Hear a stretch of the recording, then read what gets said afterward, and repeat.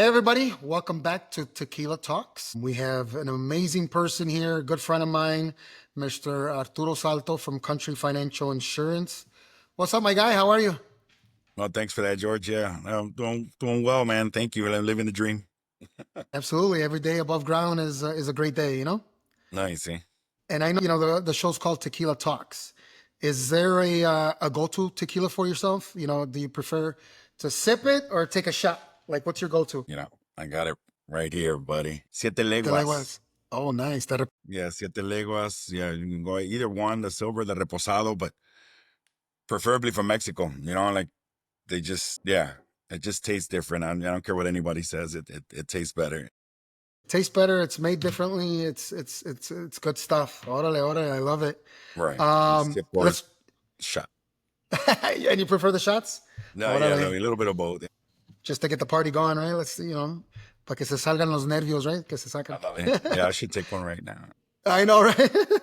Nah, bro, you're professional. You're a professional, bro. You're No, good. no. You're Yeah, good. still working, right? But for the people that don't know you, what made you get into the insurance industry? I just, yeah, I was kind of stuck on at a job. I mean, I loved it. I was a doorman at a Marriott for like 15 years in downtown Chicago. And, it was a great experience. It was just such a cool job, and just every day was different. Every day was, something new. And I kind of got stuck there because I was making good money, good tips, good everything. But I knew I didn't want to be like a, 55-year-old doorman, and I didn't want, I wanted a career, and I wanted something, to, for my kids to be proud of me and, say that my dad does that, so it just, yeah, my brother-in-law at the time, like he's been a country agent for a long time. And so he basically, I picked his brain one barbecue and I was like, I think I can do that. And, the rest is history. Yeah.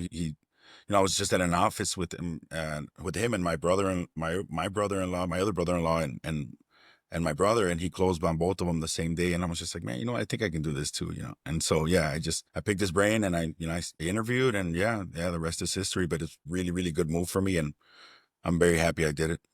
Absolutely. Tell us a little bit when you're a doorman. Any particular story or any famous person or anybody that you met that sticks out or Yeah. I mean, seen? it's just, I've seen a lot of celebrities and that, but the one that stood out, I mean, it was like, I think his name was Bobby Rush. He was like the Obama's pastor, and like they had like an event, and he pulls up like in a $150,000 Mercedes, and he like he drops me a 50. He's like, I'll be here 10 minutes.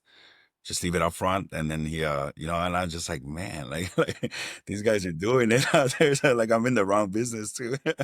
Goals. That's what I want. Yeah, I don't know. Just that one just kind of stood out. And sorry, yeah, it kind of caught me off guard. But yeah, I got million stories about that industry and all this crazy stuff. Like just a person passed away in our lobby, like you know, uh, sitting down in the lobby chairs. It's just I've seen people get beat up on and by their significant others, in the lobby too, and just yeah. So it was just it was always a wild ride. And these cab drivers fighting each other out front, and me almost fighting with them too because they were aggressive. And so yeah, it was We're gonna have to do it a, was a it was a a it different was a cool job. tequila talks about the doorman experience. Yeah, exactly. I'll come up with some stuff that'll trip you out. Yeah, tell me first when we're doing a little barbecue or fire pit, sitting down, sharing stories. Yeah, I'm gonna want to know some of those stories, brother. yeah. I'll keep it Um, PG-13 for the show. yeah, I know, right? For the people, for the audience. Here's a little just throwing something out there. If insurance had a mascot, mascot, what would it be and why? I would say like a dog, like a German Shepherd or like a King Corso, like an or pit bull. One of those like protective dogs that just because that's what we're doing. It's just providing protection for people's families. No, absolutely. So yeah, it's a good guard dog. Yeah, for sure. It would be a pit bull because I got my pit bull back there. Yeah, there He's you go. chilling. Yeah, He's agave guarding right me, there. making sure Yeah, nobody so that interrupts the hey, podcast. yeah, sell us the rights to Yeah, agave. Yeah, no, for sure, for for sure. his image. But I know insurance right now, man, with everything going on, my personal opinion is people are not really educated on insurance. You know what I mean? People want always the cheapest. People want to save money, which is nothing wrong with that. But sometimes you get what you pay for. You know what I mean? And, me being a lender, and home insurance is a must. You have to have it. In your opinion, what is the number one mistake you see homeowners make when it comes down to insurance? Yeah, you actually said it right there when you said just el que compra barato compra cada rato, right? So like I feel like people are so price driven, and when it comes to insurance, because nobody, yeah, honestly, nobody likes to pay for insurance, right? It feels like it's an extra bill, an extra cost, but man, when you got it, when it's there, when you need it, man, there's no better feeling, when it covers you. And so like, a lot of the times people, make a mistake of going for the cheapest, thinking that, it's the best for them and their families. But no, it's quite the opposite. You got to know what you're getting to, so, yeah, it could be cheap, but in certain instances it won't cover it. And then that could, to save $100 a year, you're gonna lose $20,000 on a repair. And so, yeah, because they're going to deny you coverage, there's companies out there that are, unfortunately are, not as good as, most should be, so yeah, I'll just say that, just going for the cheapest policy and thinking it's the best for you. And then, sometimes it could be both, sometimes it could be both. It could be, just, you could get a really good deal on a really good policy. You just got to find the right company for you. Absolutely. No, no, that's, thank you for sharing that. That's great. Part of my business a lot is first time home buyers. What should they absolutely know about homeowners insurance, a first time home buyer? Know what you're getting, know what your coverages are, and be educated on that. I know the process of buying a home, it's crazy, right? It's a lot going on. There's a lot of moving parts. You got to go through inspections. You got to, see a bunch of houses. You got to just, deal with all the stipulations that you need from your lenders, and just, and it's a lot to gather. But man, that, sitting down, and we talk to every person for like at least 30, 40 minutes if they'll hear us out. We're going through the quotes and running through the coverages and running scenarios on where it would cover. And when, just so you know what you're entitled to, should you have a claim, should you have something terrible happen to your house, that what's covered. And so knowing your coverages, yeah, and having the right person and the right agent, to talk to you about that stuff, it's very, very important, and it's worth the extra 30 minutes. Yeah, no, no, it definitely, I recommend not just getting a price and saying, okay, I'm going to go with that guy or that company. You got to sit down and have a full blown consultation and have them explain everything. You want to make sure you have a dedicated agent like yourself, to explain everything, to be there for you.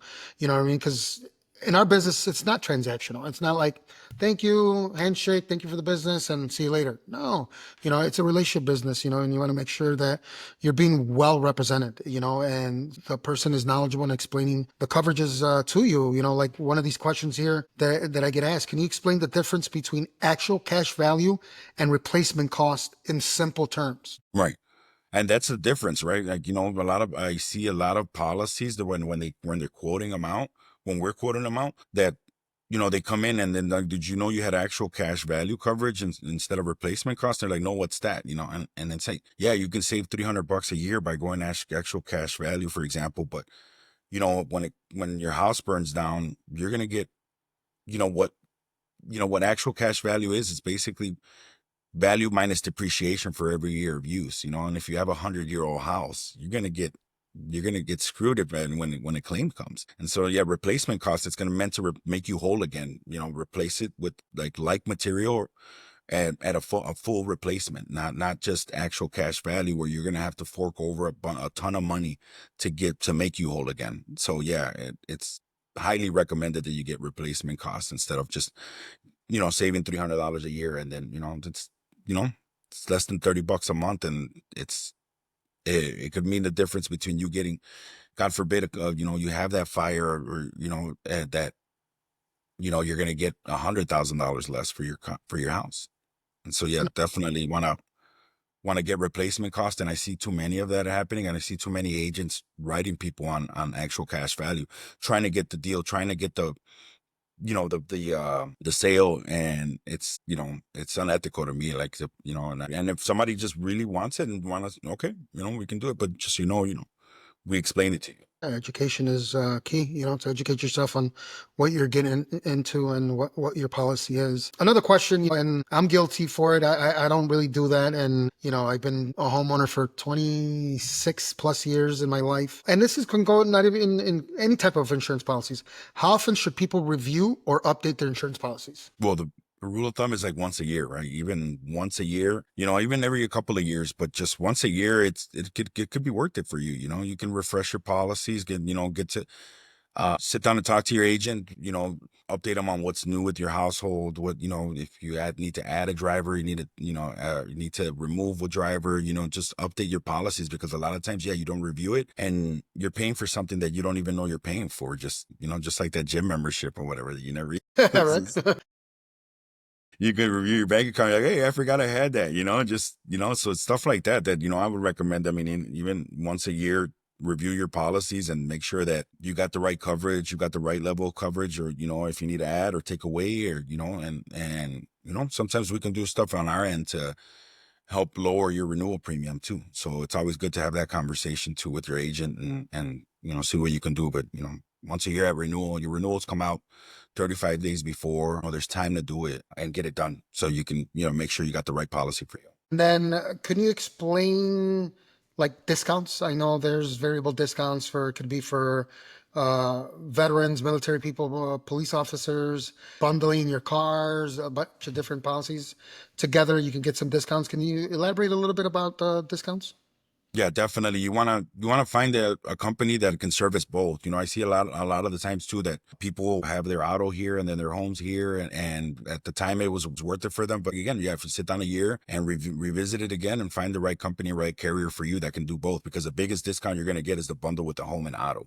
In the industry, that's always the biggest, and then, if you sprinkle in the life insurance, then that's a triple discount right there with us. And then also, you can stack, if you do a commercial, if you're a business owner, you can stack that discount along as well. So if you have all your policies consolidated with one company, it's great. I mean, it's a real saver. And if you're with a good company, then, you can save a lot of money. And in terms of like, discounts for, like, for example, auto policies, we have an industry discount where, police officers, first responders, firefighters, EMTs, and teachers, that goes back to the COVID days that we established those discounts for auto policies for first responders. And so that one's really good. But everyone, we have, if you have a younger driver, for example, somebody who's a high schooler or in college, we have the good student discount for a high schooler. We have a safe drive discount. They take a course for like 20 minutes and it saves them like a ton of money. You get a certificate, you give it to me, and then we put that discount on there for teen drivers and stuff. So just, yeah, there's a lot of discounts you can stack. We have this great program called Driver IQ.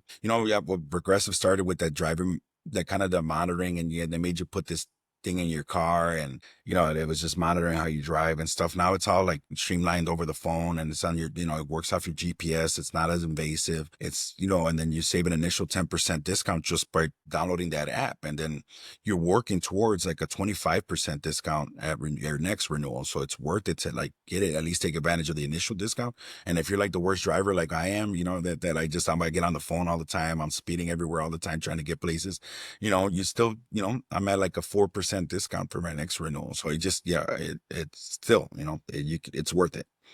Yeah, no, I definitely agree with you. Insurance is not only mandatory, but it's needed. And I know a lot of people don't know you can insure even your pets. My doggy over there, he has insurance on him. Unfortunately, he tore both his ACLs, and man, that was a nice, pretty bill, but insurance covered majority of it. So that was a lifesaver. You know what I mean? And then also let's talk about life insurance, love insurance. You know what I mean? And a lot of people, you know they're not knowledgeable about it, especially, if you're an investor or have property, or have a family, man, like, yeah, and life above ground is not guaranteed every day. Can you tell us a little bit about the life insurance? Because I know Country Financial is number one Yeah. Yeah. in Thank you the for in that. the Yeah. in the Yeah. Number country, one. especially in life insurance. So can you talk to us a little bit about that? Yeah, Forbes ranked us number one last year for all of 2,250 companies in the nation so we're the best at it. And so, yeah, we do a really good job at explaining the policies, explaining the difference in the policies, and just, but the why, and so, man, it just, I can't stress it enough, depending on people's situations, but you don't want to leave a burden behind, and you don't want your family to depend on strangers for the GoFundMe and stuff to at least, get your final expenses in order. These policies you can get one for $15 a month, and just to cover you for the short term while your children are young and with a certain amount. But yeah, just, thinking about your family and who's going to be responsible, even if you don't have kids, who's going to be responsible for your for your final expenses, should the worst thing happen, who's going to take that job? And are you going to, are you going to leave them in a bad position so where they have to scramble and, think about what to do because they can't afford to, to give you the burial that you deserve or whatever your wishes may be, just,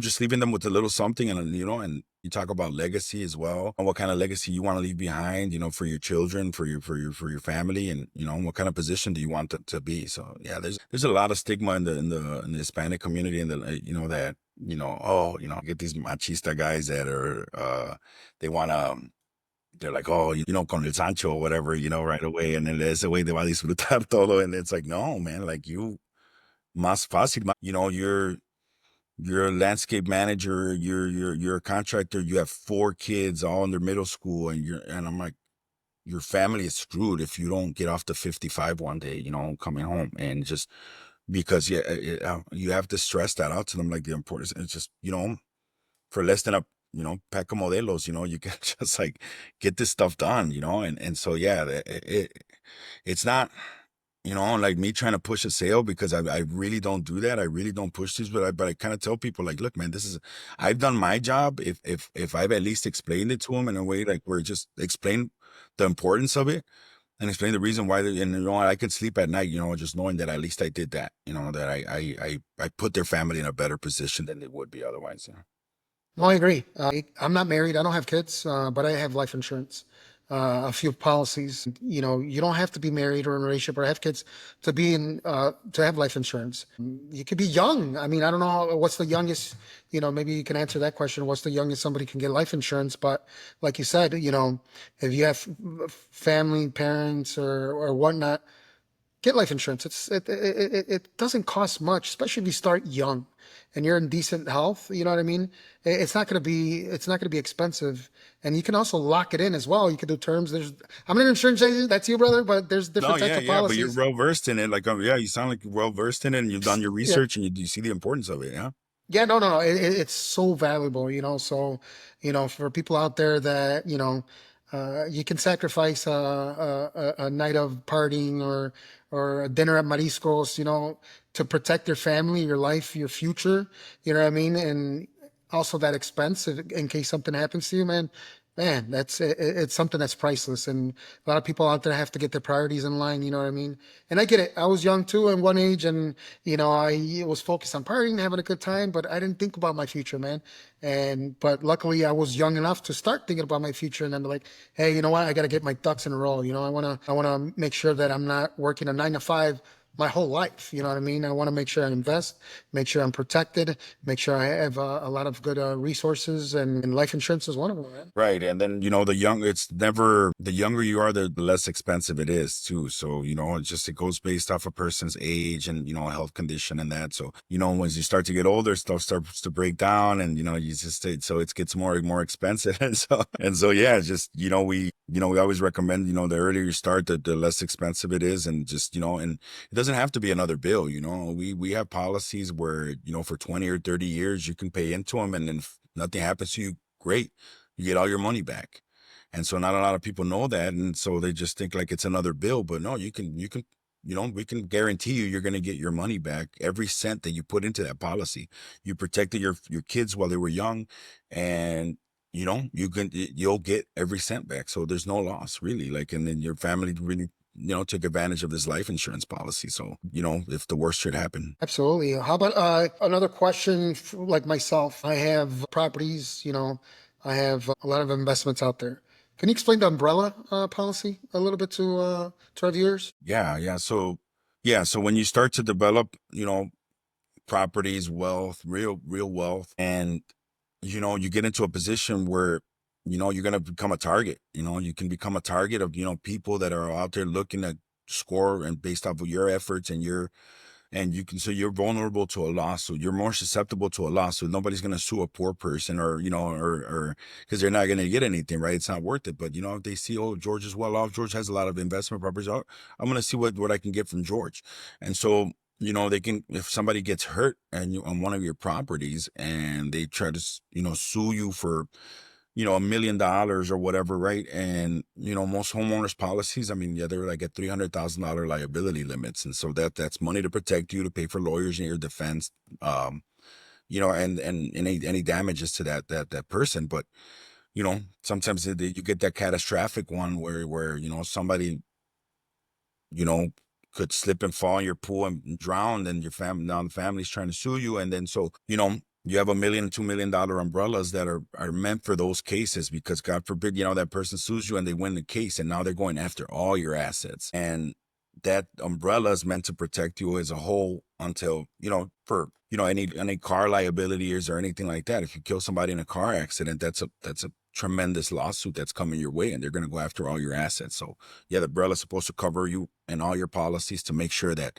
something catastrophic like that happens in your life, and you have the means to pay it down, but you lose everything because of it, then it's horrible. So yeah, an umbrella for 30 bucks a month, it'll take care of that. Oh no, 100%, man. Like, there's nothing wrong with having all this overprotection. You never know. You just never Right, know. exactly. I got, well, as you say, I got a lot of pit bulls protecting me with all these policies. If insurance was an animal or a mascot, a dog or a pit bull, man, I got a lot of them protecting me, man. So I'm glad I have that. But yeah, no, thank you for sharing this information.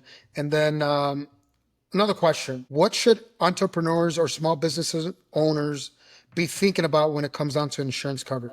Yeah, so I think the actual coverage itself, like what your tools are covered, like what coverage is for tools. Are your tools covered not just while they're at home or on the job site? Explain the details. So like somebody that really sits down and talks to you about your business and how it works, and sees what potential liabilities there are, and talks to you about these coverages. I insure like mechanic shops and stuff, and I've compared quotes, and they'll have like $20,000 of garage keepers coverage. And what that is basically like, if, let's say you're a mechanic, right? And you're fixing 4 cars at one time, and you have them, you can tell the client, say, pick them up overnight. And these guys, a lot of times there's like 8 cars, 10 cars, sitting on their lot while they're waiting to get fixed and waiting to get picked up. And so you have a fire at that garage, and all those customers' cars are damaged. Then now it's, yeah, $20,000 is not going to be enough for that, So you have to have the right coverage, because otherwise then now your business is liable. Now you have to shut down and close your business and sell your asset for that business because of that, so because you didn't have the right amount of coverage. And so yeah, just knowing that industry and knowing what type of coverage is offered, and your agent should put you in a good position for success should the worst thing happen. And that's all it is protection, so you don't lose your business. Absolutely. No, I agree with you. How do you educate clients without overwhelming them with information? Because, man, I'm sure you can talk for hours about insurance, but how do you educate them without Right. You overwhelming them? just I think you can explain it to them, but I think that it's keeping people engaged, and so when you include them in the conversation, you give examples, and because you can just speak all this jargon about this and that, and what it covers, what liability is and stuff. But this is, if you break it down and give scenarios of how would apply, I think like people stay engaged, like they kind of, you can visualize that happening to your home, like that fire, like I know, like in terms of a coverages, for example, we have like a risk of direct physical loss, and then there's like the basic coverage, which is again like saving up, so people, bad agents will put people in those basic coverage policies, but next thing you know, if the roof caves in on their house from the weight of the ice and snow, it's Chicago, right? Like it's, it could happen, the weight of the ice and snow could literally cave in your roof, and that could be a $60,000-$80,000 claim that the basic coverage doesn't offer. And so, just explaining those scenarios like that, and people can start to visualize like, dang, like, that's something that could happen here in Chicago. I would rather spend the extra $200 a year, $20 a month or whatever, just to like get the right policy for me. And so that's key. It's just keeping them engaged, giving examples, speaking in terms that are relatable. Yeah, it's worked for us. We've had a really good run so far, me and my agency. Congratulations, brother. I appreciate it, Yeah. man. Thank you. Thank you. Um, I know it's all mindset, and that's what I want to tell the viewers watching us. You know, you're not upselling. you're giving them their options. You know what I mean? Because if you could just go basic, like you explained, it could screw you. So you're not upselling, you're giving them the options. And in my opinion, you should, depending on your situation and the type of property you have, they should listen to us, the professionals. You know what I mean? I would recommend this. Well, hey, you've been an agent, you know where we live, you know the house, the area, you know the weather. The weather's all over the place, you know what I mean? And you want to make sure you have proper coverages. So they're not upselling, you're not upselling these clients, So I want these people to take that mindset off, like, oh, he's just trying to, bump up my policy more expensive, this and that. No, he's just trying to protect you. He knows in your particular situation, so he's going to make sure you're properly covered. Yeah, I couldn't have said it better myself. That's actually absolutely right. To me, as long as like you tell me you're gonna be my client, I'm more than happy to just whatever whatever you want. But it's my job to give you the options. No, I agree. No, definitely. So as a Latino professional, how do you incorporate culture understanding into your clients' relationships? Do you incorporate any of that? Yeah, for sure. I mean, I always just speak in a respectful manner. Even when just you have to kind of know the type of person that's across from you, but I always try to find the common ground. When it comes to that. Like even if I have somebody from like a different background, like let's say if it's like somebody from Italy or whatever, and I try to remember like, oh, I've been there, I've been here, I've been there, just in kind of incorporate that, or you just try to use your own personal life in kind of a way where you can kind of relate to them and in their culture and kind of see like, oh, just remember stuff and try to connect in that way, and that's that way I like to do my job. It's just in my relationships with my clients, it's just find a common ground, and even within Mexico, like if somebody's like, oh, I'm from Durango. Oh yeah, some of my best friends are from there. They invited, I've been over there. I've been to, Durango. I've been, I've been here, I went there, and you just, you show a lot of respect and a lot of admiration where it's just like, it's not like let them let their guard down, but also just connect with them and on a more personal level. And so, yeah, you could be something you saw on TV and, oh, I just, I saw, a thing about Poland and this happened and this happened, and you just try to find that connection. But yeah, and Absolutely. always with the respect. Absolutely. Amen and amen. I know we touched base a little earlier about the machista and their thought process, their thought. What are some common misconceptions about insurance in the Latino community? That you don't need it, yeah, that why it's another bill, like, yeah, it's, luego no pagan, or just stuff like that, that just Nada like va a the pasar. negative, No. yeah. Yeah, there's a lot of negative connotations and stuff like that, but this just, like, it's there for a reason, and it's there, there's a lot of, even with life insurance, for example, we talked about that guy, yeah, with the machista, and just kind of, and they feel like they absolutely don't need another bill, but, you like, you kind of do, like you insure your house because the lenders, the mortgage company requires it when they're giving you $300,000-$400,000. They're going to want to make sure that, something happens to that house, that their investment is covered. They're investing in you, and, you have to pay the insurance, and then car insurance, you're a liability, driving on wheels. So you hit somebody, you're responsible for their damages. And so, yeah, the state mandates it too. But the most important insurance, in my opinion, it's life insurance. And, because, you can't afford to pay any of those and then anything else if you're gone. And so like, and then you can take care of your family. So, why not? You insure your home, you insure your autos, why, insure your business, why not insure your life, and the continuation of it, because yeah, you're leaving, you're leaving a trail behind, and you don't want to leave any bills behind. And it's just for a minimum amount of money, you'll leave the greatest legacy you can leave. Amen. And yeah, just for people out there, because you pass away doesn't mean your bills are going to be paid off magically, or the creditor is going to say, oh, don't worry about it. You passed away. You don't have to pay me. No, you do. You know what I mean? Right. And it falls onto either a family member or somebody close to you.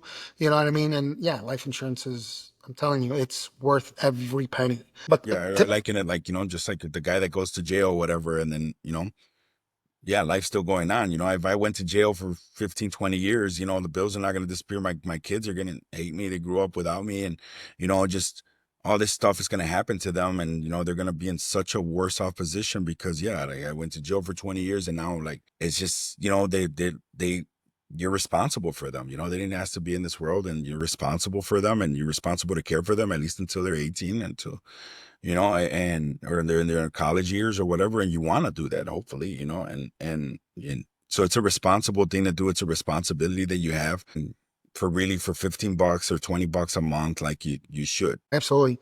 And speaking, since we're still on the life insurance topic, term or whole life insurance, which do you prefer and why? So I personally have both, because term is like, yeah, it's a great product because it does what it's meant to do. It's meant to cover you for 10, 15, 20, 30 years, and it's really affordable. And it's just, meant to cover the immediate need right there. And so if you're a savvy investor and savvy guy and you have other stuff going on, then, you can spread it around. You're multiplying whatever you're leaving behind, just so, for a few bucks. So it's a really good product. And, whole life, it's going to cover you, for the rest of your life. And so, yeah, until the day comes. So you can live to be 95 years old. That policy is going to grow in cash value and in benefit. So, yeah, I mean, it's you can start off with something minimal, $50,000, $100,000 policy. And then, it multiplies and multiplies over time and it'll balloon up to like, $300,000-$400,000, depending on how long you live. So, depending on what your budget is what I would say, like there's not a bad product out there, but, if it fits within your budget and you can have a combination of both. You can have a term split, permanent insurance, and then, and then there's like a term policy built in there. Yeah, no, for sure. I mean, it's educating, like, yeah, budget is important, but, like I said, do you need to go spend coffee every day, or you want to protect yourself? You know what I mean? You got to make that decision. It's all about priorities, and do it while you're young. You know what I mean? It's never too late, even if you're older, but, do it while you're young, and trust me, it's gonna be well worth it, Do you have a most rewarding success story you've had with the client? If so, can you share something with us? Any kind of success story of them listening to you on insurance, something happened and they were protected, or anything you want to share, like a success story? I got an opportunity. He came from your office too. I helped a family out. They bought their home and then they did the bundle with the auto and then the life insurance policy. And then, the daughter was talking to the mother about, I feel like I got this really good deal. I got this really good policy. And then so so then the mom calls me up and so her husband had passed away like 4 years before. And they had nothing. And so she saw that, it was devastating towards her family. It was devastating for them. And so, yeah, it's it. And so she went out and got a policy with a cousin of hers that sold for a different carrier. Right. And then, so she's like, I got something, but I just, I wanted to see what my options were. And I just, my daughter said she had a really good deal with you. And so I just wanted you to look at my policy and then see what I got. And yeah, I saw her stuff and I'm like, man, like, I try not to blame the cousin, but I guess I'm like, like I try to, like these people they don't do it. That's not what they do for a living fully. Like, they have their full-time jobs and they do like sprinkle in a little life insurance on the side. And so like, they're not really, it could be that. It could be like, man, she's not a good cousin, because I would never put somebody in that type of policy. And so, it started off like, level payments for 10 years. And then, she hits 45 and then now it's like 200 and something. So it started off like at $80 a month or whatever. And then now it's like $200 a month. And then like another 5 years, now it's $400 a month. And then now it's like, and then like by the time she's 65, by the time you really kind of start to need it, they were going to charge her like $800 a month. And so like, who's going to pay for that? I was like, no, like, and so that's written right here in the contract. I showed her everything. And I was just like, no, like, that's to me, like I was able to put her in the right policy for the right price. And then she's going to get her money back if she doesn't. And so I'm like, man, like that made me feel so good to get her out of that policy that she was at and that maybe she's not talking to her cousin anymore. I don't know. I don't know. Yeah, man. Like I just thought that it's just, maybe she didn't know. Maybe she didn't know herself, but yeah, I mean, that's the thing. I mean, I know sometimes we want to support family and whatnot or friends and, side gigs and this and that. Like, man, if you don't do it full time, part-time results. And if you're not educated on that and, you can, yeah, really put somebody in a messed up position. But I'm glad that, they called you and you made the time to go over that policy and now she's in a better situation. So kudos to you, brother. That's awesome. Yep. Thank you. Thank you. What's one piece of advice you wish everyone understood about insurance? I would say just piece of advice that I wish somebody would know about insurance. Just know be around good people, know your agent, know where they stand, and educate yourself on the policies, and just so I educate yourself on what coverage is there, because the worst thing that could happen to you is realizing that you don't have coverage when something happens. And so, yeah, I just educate yourself and you'll be fine. Where can people reach out to you if they want to learn more about insurance or get a quote? Yeah, so my office, you can walk in anytime. We're there most like every day, and Saturdays by appointment. It's 2139 South Laramie Avenue in Cicero. And then you can call my office anytime. It's 773-306-4013. And we'd be happy to talk. And and a lot of times, we're competitive and sometimes we're not, but hey, we're not going to bother you. We're not going to, we're just, if you want to take a look and see if you're in the right place, just, yeah, give us a shot. Absolutely. And speaking of shots, did you get a little something that I mailed out to you? Yeah, I got mine. Thank you very much. The Flores care Awesome. package right here. There you go. Before we take the final shot, what are you most proud of in your work right now? Yeah, just the fact that I'm protecting people. Really, I feel like I am. I feel like I'm putting them in the best position possible for them, preparing for the worst, So I feel like that guard dog that's just really protecting their family, and just doing the right thing. I always live by that code, and I just do the right thing. I don't need every sale I get. If it's gonna put somebody in a bad position. So I'm very proud of my work ethic and my ethics in business, and then also just. Yeah, the part of the fact that I'm helping families, I'm putting them in a better position than they were. Absolutely, man. You nailed it right there. I appreciate what you do. Thank you so much for ensuring and quoting our clients, educating más importante. So while you're taking, show us what you ended up getting, and then prepare yourself a shot. Certified tequila talker, yeah. There you go. You're official. Yeah, I'm official, yeah. This is my card. Yeah, I'll take it everywhere with me. And while you're pouring yourself a shot, obviously, I made an announcement earlier this week that I'm going sober. I'm not drinking tequila anymore, but there is an alternative because I don't want to rebrand Tequila Talks. There is a tequila alternative. This is alcohol-free tequila, so there's no alcohol, zero proof. So, I want to continue with the Tequila Talks, and I'm going to pour myself a alcohol-free tequila. That's awesome. It's still brother. not bad juju. It's still tequila. You know what I mean? I didn't say, hey, you have to have alcohol tequila. You know what I mean? So Let me pour myself a shot while you pour yourself a shot.